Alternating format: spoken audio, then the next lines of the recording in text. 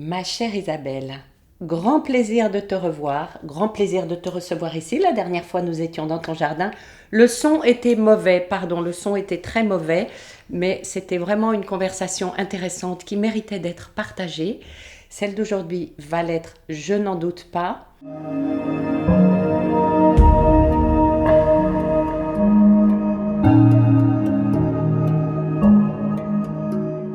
Donc, tu attendais une nouvelle pour laquelle tu étais quand même très stressée. Je me rappelle toutes les questions que tu m'as posées. Et ça, la chimio, ça se passe comment? La radio, ça se passe comment? Alors, pour ceux qui n'ont pas vu le premier épisode, cherchez sur la chaîne l'épisode précédent. Sinon, vous n'allez pas comprendre parce que là, c'est vraiment la suite de notre conversation. Donc, tu as eu ton résultat, on t'écoute. Oui, voilà, donc suite à mon opération du cancer du sein, où j'ai une mastectomie totale, il a fallu attendre une quinzaine de jours pour l'analyse du sein qu'ils m'ont retiré et du ganglion sentinelle et d'avoir les résultats parce que le fait d'enlever le ganglion sentinelle permet de savoir s'il y a métastase ou pas, si c'est un cancer infiltrant. Et donc, évidemment, j'ai dû attendre 15 jours pour avoir les résultats. Donc, voilà, il faut vivre ça d'une manière, comment dirais-je, faut pas s'en rajouter, quoi, j'ai envie de dire. Alors? Ben, donc, j'ai eu les résultats et donc, la personne qui m'a opérée m'a annoncé que j'étais guérie. Guérie. Vraiment guérie. On t'a dit guérie. Oui, elle m'a dit guérie et Génial. c'est un mot que je m'attendais pas à entendre puisque pour moi, cancer égale affection de longue durée avec, bon, t'enlèves le sein, mais ensuite il y a de la chimio ou des rayons ou, voilà, ou des cachets ou de la chimio en perf, etc. Et dans mon esprit, il y avait pratiquement, obligatoirement une suite, j'ai envie de dire, dans la continuation des soins. Et donc, quand elle m'a annoncé que j'étais guérie, bah déjà, je lui ai fait répéter. Je lui ai fait répéter le mot. Je dis guérie parce que j'avais entendu le mot rémission, par exemple, ou des choses comme ça. Ou chimio de préventive, ou des choses comme ça. Mais guérie, c'est vraiment pas un mot que je m'attendais à entendre, que j'aurais espéré entendre, mais pas dans mes rêves les plus fous, j'ai envie de dire. Et donc, quand elle m'a dit oui, oui, je vous confirme que vous êtes guérie, je me suis levée, je me suis approchée d'elle et je lui ai dit est-ce que je peux vous prendre dans mes bras et j'ai pris dans mes bras et j'ai versé ma petite larme, bien entendu. Voilà, j'étais tellement contente. Ma vie a pas basculé, mais je veux dire, tu sais, t'as tout un tas de chemins hypothétiques en fait et je vais pas dire que j'ai vu le bout du tunnel puisque c'était un cancer express, donc pas un long tunnel pour moi.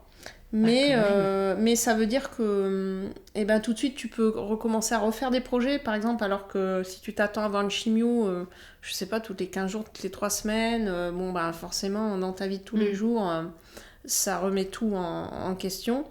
Et là, tout à coup, bah, tout redevenait possible et donc c'était vraiment un sentiment de libération complètement incroyable. Oui, finalement, tu avais une multitude de trajectoires de vie possibles. Et là, hop, ça y est, Ouais. l'éventail se referme. Et Ouais. quel effet ça fait? C'est jouissif, c'est pas le terme, mais c'est l'extase, c'est le cancer, souvent on l'associe à la mort aussi, donc c'est ah merci, je suis en vie, des frissons partout, c'est une danse de la joie, j'ai envie de dire une danse de la joie. Ouais. D'ailleurs j'ai fait la danse de la joie, pas dans le cabinet du chirurgien, mais chez moi. Et ça transforme la vie. Ma vie a changé. Elle a déjà changé avec la maladie, bien entendu. Mais le fait de savoir que là, en fait, je recommençais une vie. Une nouvelle vie, c'est ça. Je venais de naître. C'est la vie d'après. C'est ça. C'est la vie C'est une après. renaissance absolument euphorisant. Voilà, euphorisant. Et cette euphorie, parce que là, ça fait qu'un mois et demi finalement que j'ai été opérée. Et cette euphorie, je la vis tous les jours parce que chaque jour, dès que j'ouvre un œil, je remercie la vie. Alors, moi qui te connais depuis moins d'un an, mais Ouais. quand même, où on a fait un certain nombre de choses et de voyages ensemble, tu n'es plus la même personne, Non. même physiquement. Je te l'ai dit, ça c'était fin août, là, je ne te reconnais pas comment ton visage a changé. C'est incroyable, ouais. Qu'est-ce qui a changé? Qu'est-ce qui est différent dans cette nouvelle vie? Alors déjà, au départ, hein, c'est-à-dire que j'ai vraiment pris les choses en main dès l'annonce du diagnostic. J'ai tout de suite pris je sais pas comment on peut dire, mon armure. Enfin, j'ai tout de suite mis en route certaines choses. Et la première chose que j'ai faite, c'est de jeûner. Hein, parce que tu nous en as parlé. Voilà, le jeûne, c'est quelque chose que je pratique depuis quelques années. Donc voilà, déjà, le jeûne transforme, hein, déjà physiquement. Et je pense que j'avais encore pas mal de toxines à larguer. Et puis après, au niveau des ingrédients, bien sûr, la première chose que j'ai faite, ça a été d'écrire mon protocole, de créer mon protocole. Voilà, donc sur tes conseils, parmi les 20 ingrédients, j'ai contacté un ancien médecin qui est du côté de Bordeaux qui soigne le cancer naturellement depuis 25 ans, mais pas que, et qui m'a proposé plusieurs protocoles. Et il m'a dit ensuite, c'est en fonction de votre ressenti. Donc mon protocole, j'ai testé différentes choses et mon protocole, je l'ai fait moi-même, hein, finalement, clairement. Voilà. La seule chose, c'est qu'on ne peut pas mesurer quels sont les effets de ce que j'ai mis en œuvre. Mais moi, ce que je peux dire, c'est que déjà, la chire, elle est revenue me voir dans la chambre, elle m'a dit, mais... la chirurgienne. Comment est-ce possible? Parce qu'ils m'ont donné de l'opium, ils m'ont dit, oui, il faut le prendre en prévention, vous allez avoir des douleurs et tout. J'ai rien pris du tout, même pas un Doliprane. Donc déjà, elle m'a dit, mais comment vous faites? Et puis aussi, c'est au niveau de la cicatrisation.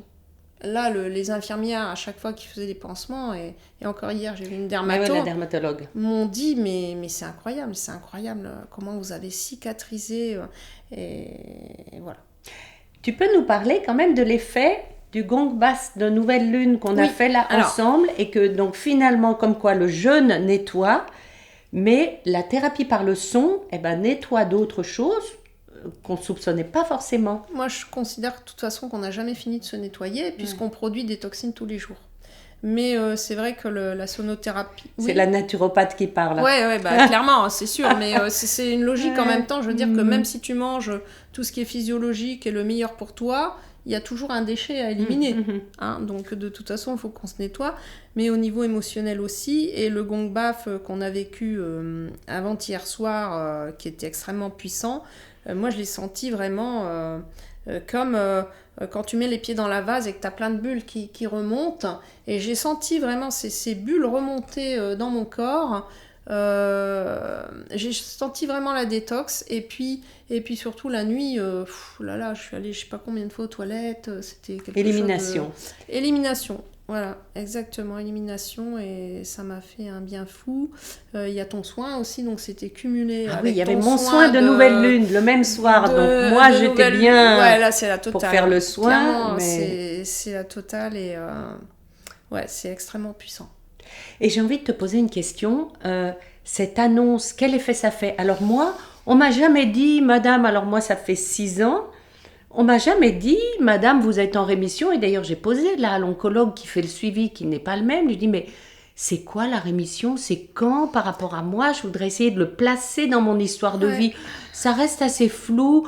Il me dit, c'est quand il n'y a plus de cancer. Mais quand est-ce qu'il n'y a plus de cancer? Moi, chimio, radio, ablation. Bon. Donc toi, direct, c'est guéri. Alors ça fait un effet sympa. J'ai envie de te demander comment... si tu le mets en perspective de l'annonce de « Ah ben madame, c'est cancéreux, va falloir enlever le sein », les effets, tu vois, les ressentis, etc.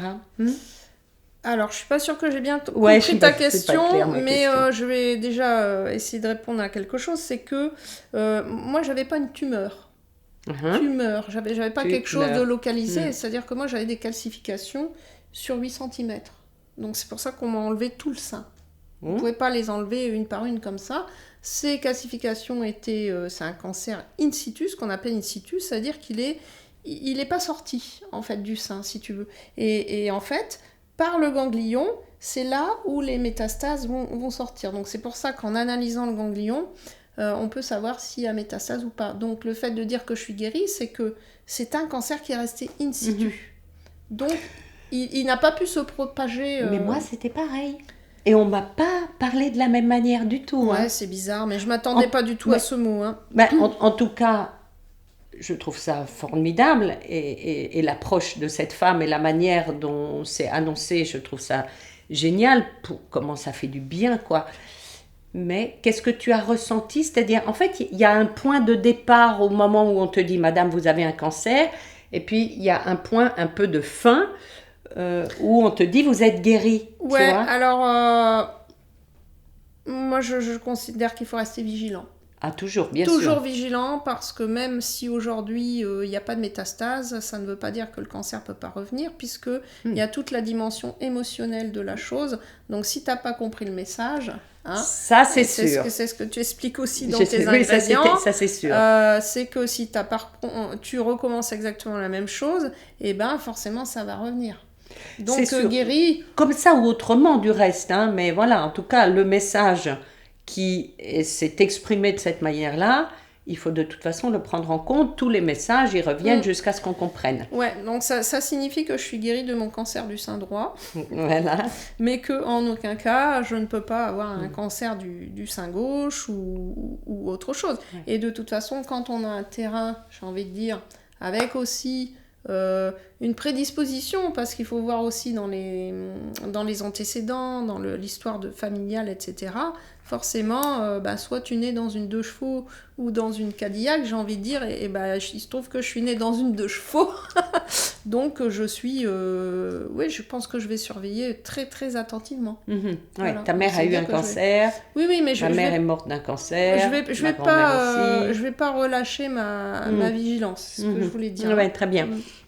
Et bien justement, ça nous amène à la question suivante, où si tu regardes en arrière, est-ce que tu referais tout pareil? Est-ce que tu penses que voilà, qu'est-ce que tu peux conseiller de faire? Bon, il y a la première vidéo dans laquelle il y a pas mal de conseils, mais ce qui m'intéresse aussi, c'est qu'est-ce que tu vas garder maintenant?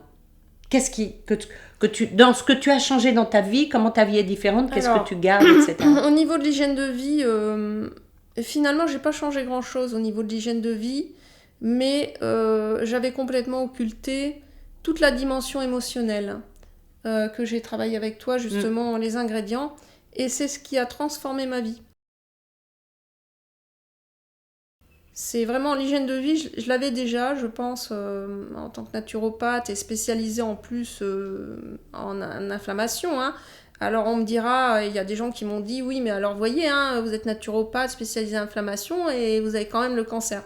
Oui, d'accord, mais il y a toute la partie en dessous sur laquelle je n'avais pas travaillé, ou tout au moins je ne travaillais plus, puisque j'ai eu, comme toi, des problèmes familiaux qui font que j'ai lâché tout ça.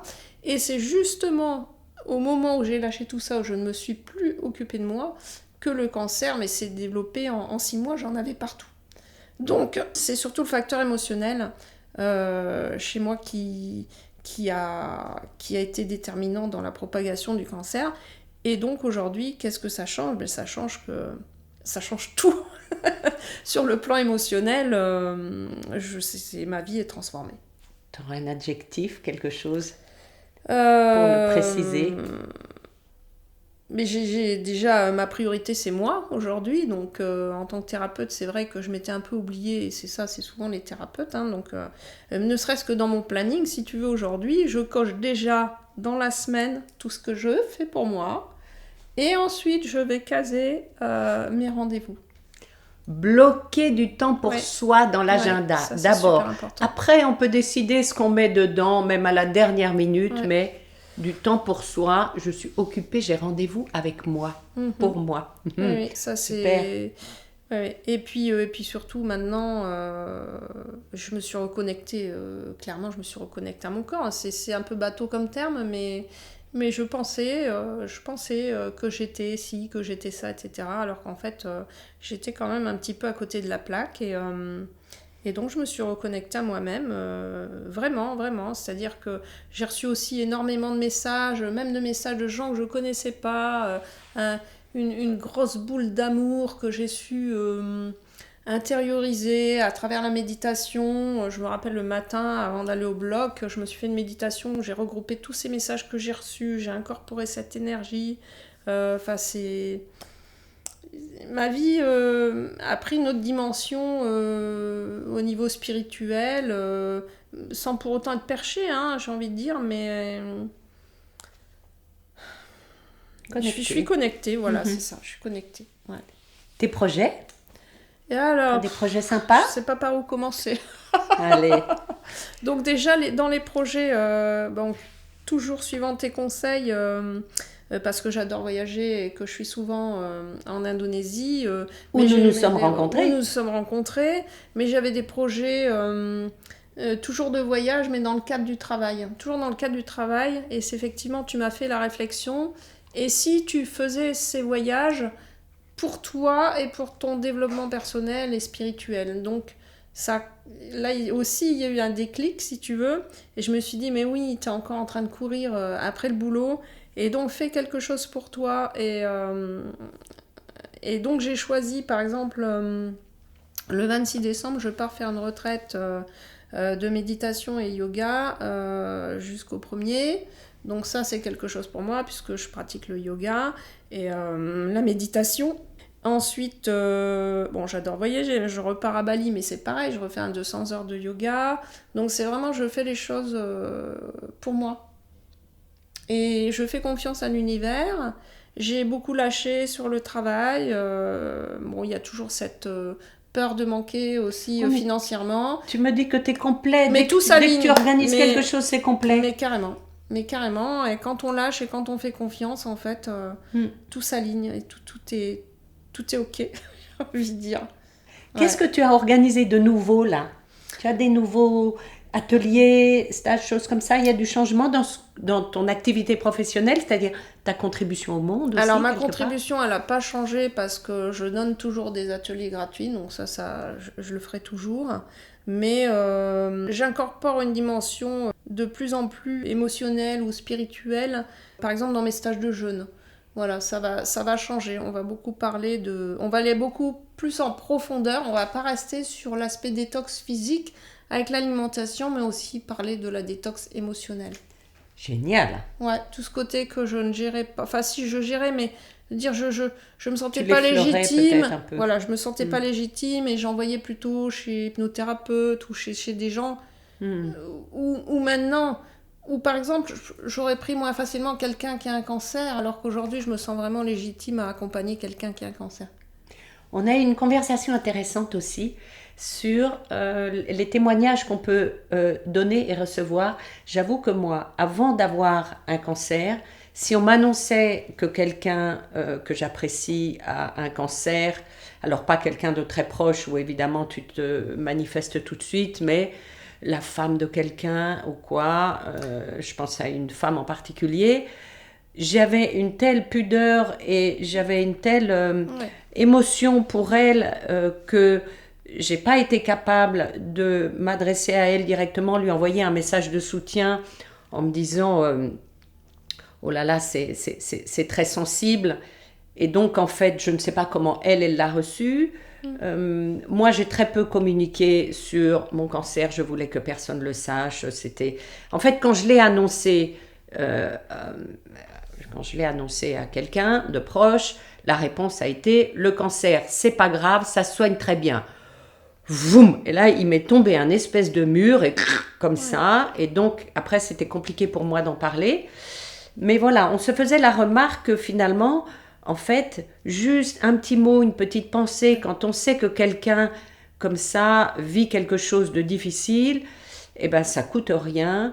Et il faut pas se dire oh non comme je le faisais, pudeur, choses comme ça. Ouais. Non, vraiment, il faut montrer qu'on est là parce que ça aide énormément, comme tu dis, tous ces messages que tu as. C'est sûr que ça m'a énormément aidé et ça m'a beaucoup touchée de recevoir, mais vraiment des messages de gens que je ne connaissais pas.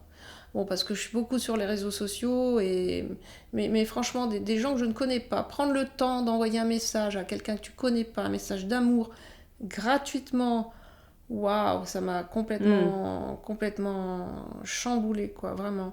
Et d'ailleurs, j'ai publié là-dessus parce que ça a donné une autre dimension. Je veux dire, moi, je me suis levée pour aller au bloc. Je suis partie au bloc comme ça. Ils m'ont dit, mais non, on va vous amener dans votre lit et tout. J'ai dit, mais non.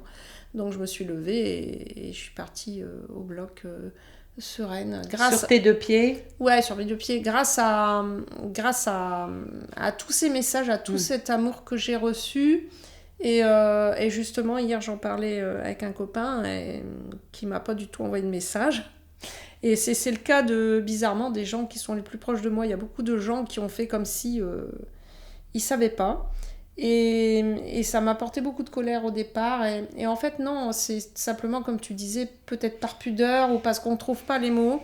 Mais ce que je voudrais dire, c'est que c'est tellement important, même de dire je pense à toi, ou sans pour autant partir dans allô, alors comment ça s'est passé, nanani, nanana, plutôt qu'effectivement dire. Et je l'ai entendu, de toute façon, le cancer, ça soigne très bien aujourd'hui. Ça, c'est pas du tout le genre de choses qu'on a envie d'entendre, hein, bien entendu. Mais bon, tout est bon à prendre, hein, j'ai envie de dire. Un petit cœur, un petit n'importe quoi, mais le fait de savoir qu'on n'est pas seul aussi, c'est super important. Voilà, donc tous les petits témoignages de soutien de quelqu'un qui vit un moment pas facile.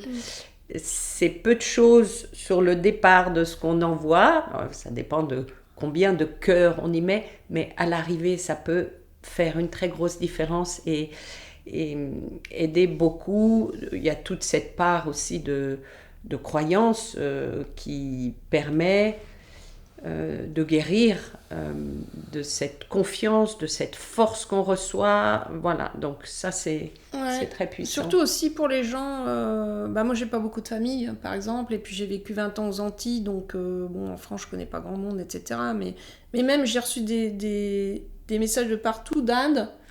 Il y a carrément Martine que tu connais, Martine de notre retraite, voilà, qui a fait un petit bateau de prière pour moi. Mais j'ai reçu des messages du monde entier, quoi. J'ai halluciné.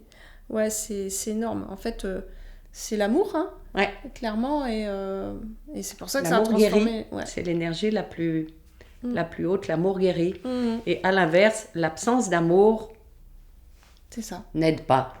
On va le dire donc, comme ça. Donnons de l'amour tous les jours. Donnons de l'amour tous les jours aux gens qui en ont besoin, aux gens qui sont dans la douleur, dans la difficulté. Et puis peut-être aussi gratitude pour ce vaisseau magnifique qui nous héberge. Oui, tout à fait, pour notre corps. Et quand on voit effectivement sa capacité d'abord de porter un message et de guérison, de réparation, de régénération, c'est énorme. Je parlais, alors toujours avec cet oncologue qui fait mon suivi, je lui disais que j'avais cette... c'est un petit peu difficile, c'était difficile pour moi d'accepter l'ablation parce que avant, je parlais à mon sein, je lui disais tu dois bien te soigner et on pourra te garder. Bon, on n'a pas pu le garder et j'avais toujours un peu cette trahison de on ne tue pas le messager. Donc j'expliquais au médecin que j'étais tout à fait chagrinée de ça. Et il m'a fait une remarque, je n'ai plus les mots, mais qui était à l'opposé de ce que je pensais. C'était en gros, non, au contraire, il fallait s'en débarrasser. Le méchant saint qui a apporté la maladie, je lui dis, mais alors non, pas du tout, je le bénis, il m'a apporté un message, et il a changé ma vie. Ma vie aujourd'hui n'a rien à voir avec ce qu'elle était avant. Donc non, au contraire, je le remercie, je le bénis. Et voilà, je garde cette petite chose que je sais, j'ai encore à travailler. Que je sens un peu comme une trahison et voilà, d'avoir tué le messager. On tue pas le messager. J'y avais jamais pensé. Ah ouais? J'y avais jamais pensé. Mais moi, en tout cas, je l'honore, ce corps. Oui, mais c'est ça. Mais tous les jours, je remercie la maladie. Et quand tu m'as dit au début qu'il fallait remercier la maladie, j'ai dit ouais, c'est ça, t'as raison. Mais maintenant, j'ai bien compris le message. Et, parce que finalement, la maladie, c'est un message. Et donc, il faut écouter les signes et il faut écouter le message, quoi, tout simplement. Donc, mais ce qu'il faut surtout, c'est conscientiser et réfléchir à tout ça. Parce que la plupart du temps, quand on annonce à quelqu'un qu'il a un cancer, il baisse les bras et puis il attend qu'on lui dise « Tiens, tu vas prendre ça ». Alors qu'en fait, c'est totalement l'inverse. Ouais, c'est ça. Il faut prendre le pouvoir, il faut prendre sa souveraineté, il faut prendre les choses en main. C'est marrant, tu m'amènes sur la voie du programme sur lequel je suis en train de travailler pour 2024. Reprendre sa souveraineté, c'est le premier ingrédient. Et je prépare tout un programme d'accompagnement. Alors ça peut être par rapport à la maladie ou ça peut être par rapport à n'importe quelle épreuve de vie qui fracasse un peu. Le burn-out par exemple, et il est de plus en plus nombreux. Mais voilà, reprendre les choses en main, se mettre en marche et pas dire « Attends, docteur, qu'est-ce que je dois prendre ?» Et puis oui, mais alors là, j'ai un petit bobo, hop, on rajoute quelque chose. Et là, j'en ai un autre, on rajoute quelque chose. Ouais, c'est toi qui commandes. Ouais, c'est clair. C'est important. Qu'est-ce qu'on pourrait dire à quelqu'un qui est on peut peut-être faire les différents stades, la personne qui est dans ce moment d'annonce, où on lui dit, voilà, c'est un cancer, il va falloir passer par un protocole de soins. Qu'est-ce qu'il faudrait en fait avoir à l'esprit? Alors, je vais parler pour moi personnellement. Oui. J'ai appelé, moi quand j'ai appris que j'avais un cancer, j'ai appelé une amie qui est thérapeute, et j'ai dit, écoute, est-ce que tu peux me recevoir là, parce que hypnothérapeute. Là j'ai un cancer là, donc j'ai besoin que tu me reçoives. Elle me dit, mais écoute ma chérie, je ne peux pas parce que j'ai un ami qui va se faire amputer des 2 jambes. Et là j'ai fait waouh. Et déjà c'est de penser qu'il y a toujours pire que ce qui nous arrive. C'est ça, plus grave. C'est un peu bête à dire, mais c'est de toujours voir le petit côté positif dans le négatif. Et ça c'est très important. Donc relativiser. Après, quand tu as un cancer, tu te sens pas malade à la base. Donc ça veut dire qu'avant cette seconde où on t'a appris que tu avais un cancer, t'étais pas malade. Et tout d'un coup, tu as un cancer et alors voilà, ta vie doit s'arrêter. Non. Non. Non. Tu vois, c'est tout un tas de choses où tout est dans le mental. Hein, mais alors ça vient pas comme ça, hein, bien sûr, ça se travaille. Mais donc la chose que je pourrais dire déjà à l'annonce... c'est toujours de voir ça par rapport à des plus grands malheurs, hein. Finalement, c'est de se ramener à ce qu'on est, et de l'humilité, quoi, j'ai envie de dire. Et puis le mindset, hein, de commencer à tout de suite dire, allez, je vais passer à l'action, là, je vais pas me laisser abattre. Parce qu'on sait aussi que le mindset, la façon de penser, est responsable des guérisons. Hein. Bien sûr. À l'origine des guérisons. Si tu pars partant au départ... t'as beaucoup moins de chances que ça se passe bien pour toi. Hein. Bien sûr. Clairement. Hein. Ou si t'écoutes pas le message, t'as beaucoup enfin, c'est pas des chances, de risques que ça revienne. Le message, il va t'être renvoyé une 2e fois, une 3e fois, jusqu'à temps que tu le comprennes. Et puis à chaque fois, ça revient un petit peu plus fort. Ouais. Tu sais ce que je me suis dit, moi, effectivement, pour relativiser, ma manière de relativiser, c'est, en fait, j'ai une chance inouïe de vivre en France, d'avoir une sécurité sociale, d'avoir tout... Il y a plein de pays dans le monde où cancer du sein, c'est fini pour toi, quoi. Il faut avoir les moyens de se soigner, ça c'est clair et net. Je sais que mais même dans ce pays, moyen ou pas moyen, tu seras soigné. Tu as des pays où en Afrique noire où déjà tu peux mourir d'une appendicite parce que tu n'as pas les billets à donner pour entrer dans l'hôpital. Tu vois ce que je veux dire? C'est clair. Je suis allée jusqu'à ce degré-là de perspective de ma place dans le monde. Et quand même, ça m'a beaucoup aidée. En me disant, en fait, j'ai une chance inouïe. Bien sûr, c'est comme ça qu'il faut le voir. Hein, clairement, ouais.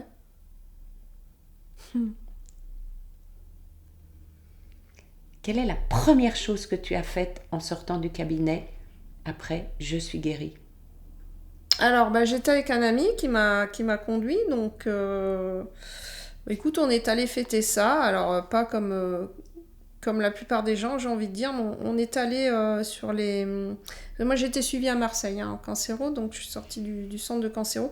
Puis, on est allé faire la route des crêtes, là, dans les calanques et tout ça. On est allé se balader... au bord de la mer, je suis allée ramasser des petits cailloux et j'ai fait une publication en fait. La première chose, parce que j'ai tellement envie de partager ce que j'ai vécu, c'est que la première chose que j'ai faite, c'est de faire une publication, de dire merci. C'est la première chose que j'ai eu envie de faire, c'est de remercier tous les gens qui m'avaient soutenu, qui m'avaient envoyé des messages... pour leur dire merci. Oui, c'est ça, merci, je pense. Merci beaucoup Isabelle. Merci à toi Chantal. Peut-être qu'on se reverra pour d'autres évolutions de ce parcours, de ce chemin de patient expert qui devient finalement thérapeute expert de ce qu'il a vécu, comme tu l'étais déjà en endométriose. Tu as 2 expertises géniales. Tu es naturopathe, tu consultes à distance et donc, bien sûr, tu es facile à trouver parce que je mets tout en description. Ça, c'est la première chose. Est-ce que tu voudras bien, s'il te plaît, on fait une petite proposition. Maintenant, je vais interroger la naturopathe que tu es. Oui. Une petite proposition, parce que j'en parlais dans une autre vidéo. Tiens, je vais peut-être faire ça, petite détox ou cure un peu après fête. Oui. Hein? Donc, pour la semaine prochaine, après fête, vous aurez une petite interview sur... On a le droit de faire des excès pour les fêtes, on va tous en faire un petit peu, des choses qu'on va manger ou boire par plaisir, par convivialité, mais qui ne sont pas forcément les meilleures choses pour notre vaisseau. Donc, gratitude pour ce beau vaisseau qui va ingurgiter tout ça et voilà, essayer de faire le mieux pour le gérer et l'éliminer. Donc, la semaine prochaine, vous aurez les conseils d'Isabelle sur comment bien gérer cette après-festivité, si on a fait quelques excès, pour bien démarrer la nouvelle année. On fait comme ça ? Oui, ça marche. À la semaine prochaine.